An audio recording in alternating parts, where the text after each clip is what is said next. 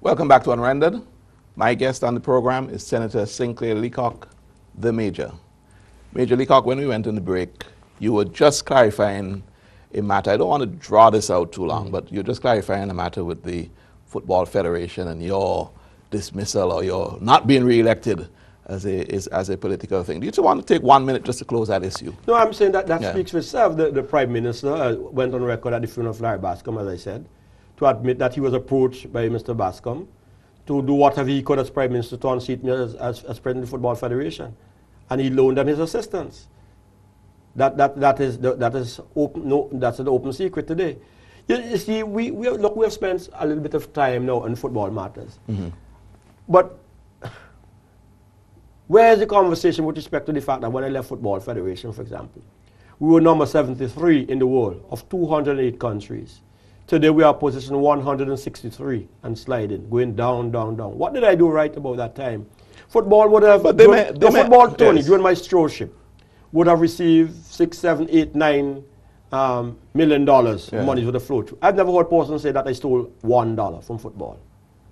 They may argue, Senator Leacock. They may argue, yes. They may argue that you were ranking 70-something, and now they're 160-something, you say. They may argue that you did not leave developmental programs in place. And that may be... and you would buy that as a person? Well, but when that is a reasonable argument. But when I came to football, they were exactly there. They were 173. In fact, they could not even receive FIFA funds because they were not participating in regional and international football. They could not access FIFA's monies. All of that mess had to be cleaned up and cleared up. I did all of that for them. They could not even get near the subject of a goal project. It is through my initiative and putting their house in order that we were able to get that $1 million from FIFA. If they had moved more expeditiously, we would not have been talking today about the first $1 million the goal project won. We would have already been under the second $1 million goal project too. Had I been still president of football, we would have been past spending the first $1 million and would have been on our second $1 million. So your removal was unfortunate. It was unfortunate, and football lost time. Senator, let's try to stay this program back on the political course. Sure. And let's look at your candidacy in Central Kingstown. You lost that seat by 16 votes in the 2005 election. I think it was 16. 16 it was. And that was a very close shave. Yes, And I believe that you were a bit hard done on the night, but you came out anyway and you conceded defeat. I think that's what you did. And then later on, you claimed there were irregularities. Do you still feel that these irregularities existed? I feel even more so now that I have the facts and the information. Now, if you understand the political process, the information you have on the night of an election is not the end game. Fortunately, there's such a thing that's called a recount. And when I went to the recount exercise, the irregularities began to unfold, and we can enumerate them. You couldn't find counterfoils. You couldn't find the keys to open some ballot boxes. You had to use locks, hammers to knock them open. The proper tallying of what was issued and what was counted could not be reconciled. So there were several, and I list all of them, you know. So you believe that you're the rightful winner of that seat in 2005? It's water under the bridge now. It is neither here nor there, whether I'm the rightful winner. All right, well, I'm satisfied that I was cheated in that election. Let's look at the upcoming elections, which is soon. What are you going to do different to ensure that you win? Well, you know, it's an uphill task. Huh? If you understand the Representation of the People's Act, it allows for you to perpetrate fraud and get away with it. But by the time you go through the appeals process, 5 years has passed and the election is there. So all we can do now is have our agents trained, make sure that we are going through the registration exercises that are taking place, and that has its own challenges, because issues, for example, do we know for a fact, for example, that people have been registered outside of the official hours? How do you know that? There's still an argument that that is happening. Deal with people who have been transferred from other constituencies into Central Kingstown. When do you get to check those things off? You know? Make sure that on election day itself, you have a machinery in place to deal with all of the several issues that can arise. You know? Even on go back to the 2005 election, for example, my name should appear on the ballot paper before 6 years. So you think all that was deliberate? All of that was deliberate. All of that was deliberate. And I was not alone in that regard. But again, I have an election before me. I have been in the constituency non-stop since 2005. I am well known and respected, and I believe my chances are better than they were in 2005 to be elected. Let me ask you about an issue that the Sharps community, I think it was, they galvanized themselves in association with the police force. Who galvanized themselves? My understanding is that a community group in Sharps allied themselves with the police force. Commissioner of Police Miller was at the forefront, and there was a movement to fight crime. That was the whole objective. There was a rally or something, and you were not invited to participate, and I think you felt hard done by that. You thought they were playing politics. In fact, you may have said that the Commissioner of Police is playing politics. He's still playing politics. Did you call him and tell him that when you become the Minister of National Security, he'll be fired? Absolutely not. You didn't? Never would do that. And no tape can be produced and no conversation can be produced to suggest that. I would not even contemplate such an action. I don't have that authority. And that's not my style. So why would I do that? You see, you say a lot of things without the evidence. First of all, the commissioner is being represented here as an innocent party. He lives in Sharps. He allies himself with political activists in Sharps, people like Leroy Rock, and with an organization, Central Kingston Development Organization, that has a lot of political activists from the other side. The police force, through the commissioner, gets involved in things in the community in which he should not be involved. In fact, on one occasion, he actually even invited, and now I don't want to sour a relationship, Bernard Morgan, for example, was invited to one of those functions. And why did he invite him? Because he admitted after that he was the cabinet secretary and that would allow him to access funds from the Prime Minister. He gets involved in walking through the village to sell barbecue tickets. And would you feel different if he invited you along with he should have invited then. Yeah. And but you're not the representative for the constituency. He should have invited then Conrad Sayers, who was the constituency representative. And he didn't do that. He invited Mr. Morgan, who it was believed would be the candidate. He's not now the candidate. I don't want to say anything that would be disturbing. But Mr. Sayers himself was upset. He was upset because he saw the Prime Minister was, the Commissioner, was going beyond his remit in that regard.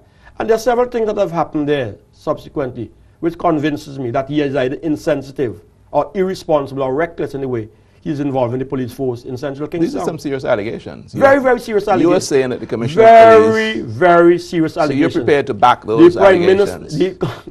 I have this obsession there, it seems to. The Commissioner continues to be insensitive to the involvement of the police force and himself in Central Kingston at my expense. I'm saying that. Commissioner Miller was recently talking about rogue policemen in the force. I believe, Senator Leacock, that the ministry that you are in, should you be successful in becoming the elected representative and your party wins, I believe the ministry that you're in may just have something to do with your military background. No, you're incorrect. So I'm incorrect. You're very incorrect. So you're not eyeing... I'm absolutely not eyeing the Ministry of National Security. You're not at all? No. You see, you are, in fact, like other people are victims of your appreciation of my military background. I don't think so. I think a lot of what you articulated has left people to believe I speak far more. That's what you are. I speak far more, and probably more than most politicians, on private sector development and submission in the Grenades. Why can't I be there in the Ministry of Private Sector for the party? I will go where the party leader wants me to serve. And I have no idea where he wants me to serve. And I'm not looking directly at the Ministry of National Security. Do you believe the police force is infested with rogue policemen? I don't think it's infested. In fact, I think we have a lot of good policemen. But I think that the police force is affected by political interference. And that's not new. It has happened in the past. It's continuing now, and it's something we must address. And I've spoken to ways and means of how we can deal with that situation. Well, I'm about to ask you that because a lot of citizens, or far too many citizens, I should say, complain about police brutality and excessive use, police using excessive force. Being a military man, and let's say you were sitting in a government, were you not the Minister of National Security, it doesn't matter. What would be your advice? How would you deal with that? How would you get the police force to stop these wrongdoings? Well, let's say that these are not These alleged these are not allegations anymore. The police force has had men who have been found guilty in a court of law for abuse of their power and their authority. And you've had the commissioner himself coming forward and saying that is in fact the case. So those are two substantial bases to make the claim, state the claim. You've had policemen being brought before the court repeatedly, and the commissioner has confirmed that. I'm saying that there is a leadership crisis there that as part of the solution. But with respect, because we don't have a lot of time here, with respect to whether or not the police force needs to have tactical units so that they don't give the criminal element a free run, I certainly have no objection against, for example, units like the Special Services Unit, the Rapid Response Unit, because there's some serious criminal elements out there. But that doesn't mean that the police force must not have respect for people's human rights. And I've seen firsthand and witnessed it many times in and outside the constituency where police have been abusive in the way they approach people. I have experienced that myself as a person, where the way a policeman wants to come and speak to you really dehumanizes you because some people don't understand how to use the authority that is vested in them. But this is where the leadership of the police force comes in. And I believe one of the ways we can deal with that is by the way we recruit leaders in the police force. There is this notion, I think I heard it said that with a NDP government there would be a foreign commissioner of police. Those are constructions that are far removed from the Democratic Party. That has never been raised, never been discussed. But do you see anything wrong with that, no? Let's be open-minded. Is there really anything wrong with that? It is undesirable that an independent country should have to resort to one outside of its nationality. Undesirable, but practical. What about practicality? I'm not going to practicality. Yeah. I'm saying it is undesirable. I'm not saying that if circumstances justify it, one cannot proceed in that regard. Trinidad just did it, for example. But Trinidad haven't done it, and St. Lucia, I think, would have done it. Antigua probably would have done it. Is an indication that there is a systems failure in the leadership of police forces within the region. I don't know to what extent we are still conforming to the old days when we will send policemen to Hendon and so on and so forth to get first-class leadership and management training to run police forces, or whether people are just reaching to the officer ranks by way of experience. But something is radically wrong when independent countries in the region cannot find among themselves people of the caliber to do that.